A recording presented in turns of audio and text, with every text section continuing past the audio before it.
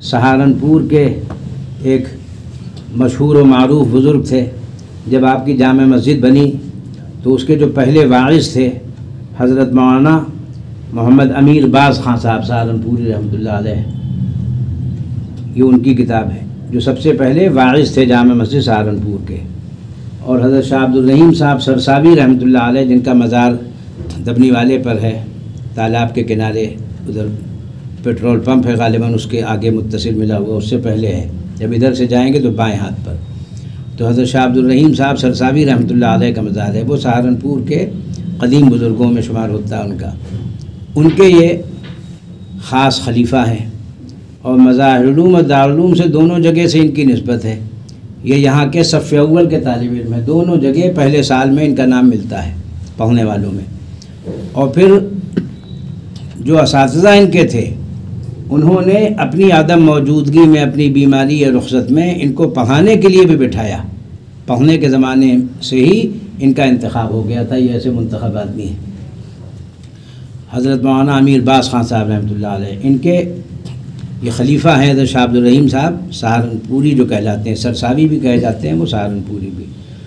ان کے خلیفہ حضرت مولانا نور محمد صاحب لدھیانوی رحمۃ اللہ علیہ بھی، جن کا نورانہ قاعدہ ہے، اور انہی کے خلیفہ حضرت مولانا شاہ عبد الرحیم صاحب رائے پوری رحمۃ اللہ علیہ بھی ہیں، اور پھر ان کے خلیفہ حضرت شاہ عبد القادر صاحب رائے پوری رحمۃ اللہ علیہ ہوئے، پھر ان کے خلیفہ حضرت شاہ عبد العزیز صاحب گمتھلوی رحمۃ اللہ علیہ ہوئے، جو جب تقسیم ہو گیا ملک تو ادھر چلے گئے تھے، تشریف لایا کرتے تھے، آپ حضرات میں سے بعض نے ان کی زیارت کی ہوگی، رائے پور تشریف لاتے تھے۔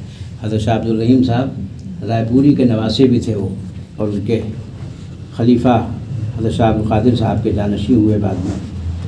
تو یہ بڑی عمدہ کتاب ہے، مجھے خیال ہوا کہ کچھ تبرکاً اس میں سے بھی سنا دوں۔ انجلاء القلوب اس کا نام ہے۔ یہ اس میں انہوں نے جو چیزیں بیان کی ہیں اس کا آپ کو اندازہ ہو جائے گا، غور سے سن لیجئے۔ اعضاء کے گناہوں کے بیان میں کہ انسان کے جو اعضاء ہیں سب کے گناہ الگ الگ ہیں، جیسے اعضاء الگ الگ ہیں اسی سب کے گناہ بھی الگ الگ ہیں۔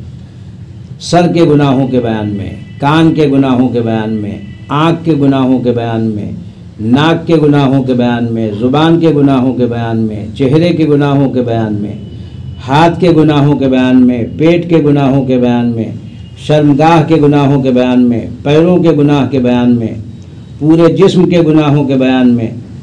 ابھی تو ظاہری چیزیں ہو گئیں، باطنی گناہوں کے بیان میں بھی، جو آدمی اندر ہی اندر کھچڑی پکاتا رہتا ہے، اور وہ جانتا ہے اور اللہ جانتا ہے۔ دوسرا باب ہے اعضاء کی خوبیوں کے بیان میں۔ پہلے تو خامیاں بتلائیں کہ کیا کیا گناہ سرزد ہوتے ہیں کس عضو سے، اور پھر دوسرا باب ہے اعضاء کی خوبیوں کے بیان میں۔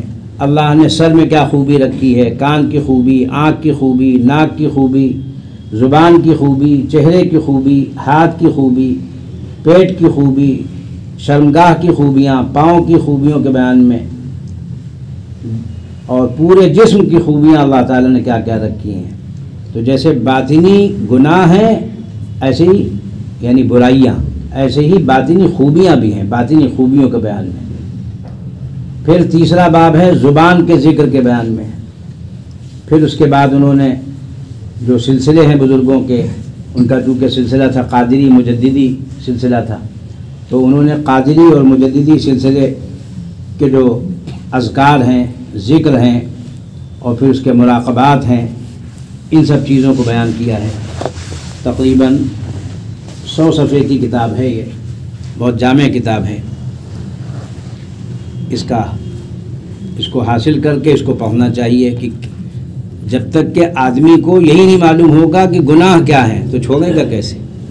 قرآن پاک میں ہے وَذَرُوا ظَاهِرَ الْإِثْمِ وَبَاطِنَهُ، ظاہر گناہ کو بھی چھوڑو اور باطن گناہ کو بھی چھوڑو۔